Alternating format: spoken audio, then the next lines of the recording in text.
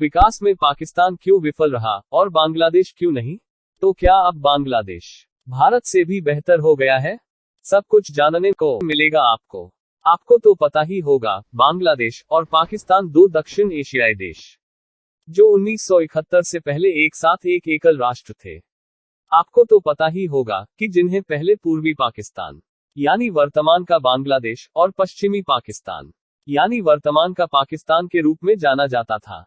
पूर्वी पाकिस्तान यानी वर्तमान का बांग्लादेश की राजधानी ढाका थी और राजभाषा बांग्ला थी, जो आज भी है। खैर, 1971 में पाकिस्तान बांग्लादेश से 70% अधिक अमीर था, लेकिन अब पासा पलट गया है। आज बांग्लादेश पाकिस्तान से 45% अधिक अमीर है। जी हां, सही सुना आपने।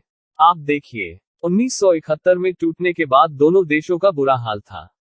26 मार्च 1971 को युद्ध छिड़ गया था, जब पाकिस्तानी सेना ने बंगाली नागरिकों, छात्रों, बुद्धिजीवियों और सशस्त्र कर्मियों के खिलाफ ऑपरेशन सर्चलाइट नामक एक सैन्य अभियान शुरू किया था और बांग्लादेश ने बंगाली सेना, अर्धसैनिक और नागरिकों के साथ मिलकर मुक्ति वाहिनी यानी लिबरेशन आर्मी का गठन किया, जिसने पाकिस्तानी सेना के खिलाफ गुरिल्ला युद्ध किया और यह युद्ध 9 महीने की अवधि तक चला। पाकिस्तानी सेना ने बड़े पैमाने पर अत्याचार किए और 10 मिलियन शरणार्थियों ने भारत की ओर पलायन किया और बांग्लादेश ने 3 मिलियन लोगों की अंधाधुंध हत्या देखी। बांग्लादेश और पाकिस्तान युद्ध के बारे में एक सेपरेट वीडियो में बात करेंगे। खैर, बांग्लादेश ने पश्चिमी पाकिस्तान से आजादी के बाद धर्मनिरपेक्ष लोकतांत्रिक मार्ग को चुना, लेकिन धर्मनिरपेक्ष सरकार के साथ उनका साथ संक्षिप्त था। इसलिए बांग्लादेश ने जल्द ही पाकिस्तान के नक्शेकदम पर चलते हुए सत्तावादी सैन्य शासन का विकल्प चुना और इस्लाम को राजकीय धर्म बना दिया।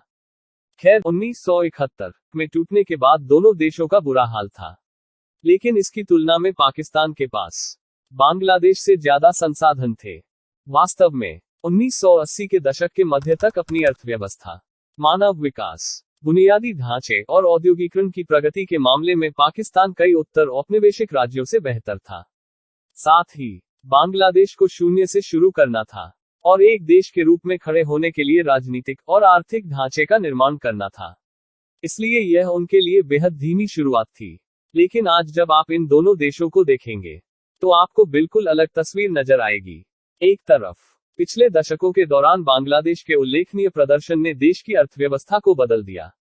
राजनीतिक अस्थिरता, खराब बुनियादी ढांचे, भ्रष्टाचार और अपर्याप्त बिजली आपूर्ति जैसी समस्याओं के बावजूद बांग्लादेश की अर्थव्यवस्था 1996 से प्रति वर्ष 5.8% की दर से बढ़ी है।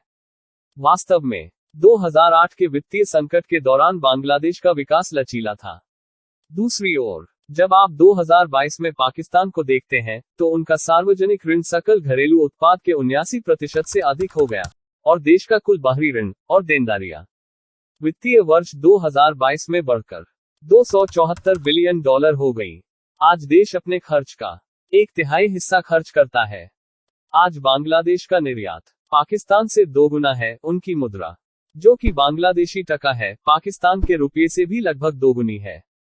और बांग्लादेश के पास मौजूद विदेशी मुद्रा भंडार $34.23 बिलियन से अधिक है, जो पाकिस्तान के $7.83 बिलियन के विदेशी मुद्रा भंडार से भी 4 गुना से ज्यादा है। पाकिस्तान पर जीडीपी का अनुपात का ऋण बांग्लादेश के दुगुने से भी अधिक है। बांग्लादेश का ऋण जीडीपी अनुपात लगभग 35% है, जबकि पाकिस्तान का 80% है। और किसी भी विकासशील देश के लिए उच्च ऋण जीडीपी अनुपात होना अच्छी बात नहीं है। अब सवाल ये है कि बांग्लादेश जैसा देश, जिसके स्वतंत्रता के दौरान उसके विफल होने और पाकिस्तान में लौटने की भविष्यवाणी की गई थी, उसने आज अपने चचेरे भाई की तुलना में इतना अधिक विकास कैसे हासिल किया? चाचा पाकिस्तान, कुछ सीखिए भतीजे से।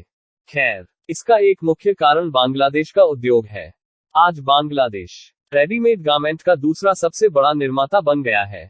ये बांग्लादेश की निर्यात की मुख्य वस्तु है, जो देश के कुल निर्यात का 84.21% है। ऐसा इसलिए हुआ है क्योंकि बांग्लादेश में भारी श्रम शक्ति है। ये दुनिया में 8वां सबसे बड़ी जनसंख्या वाला देश है और बांग्लादेश की बड़ी मुस्लिम आबादी इसे क्रमशः इंडोनेशिया, पाकिस्तान, इंडिया के बाद चौथा सबसे बड़ा मुस्लिम बहुल देश बनाती है। और बांग्लादेश श्रम प्रोत्साहन निर्यात उद्योगों में कम कुशल श्रम शक्ति का लाभ उठा रहा है।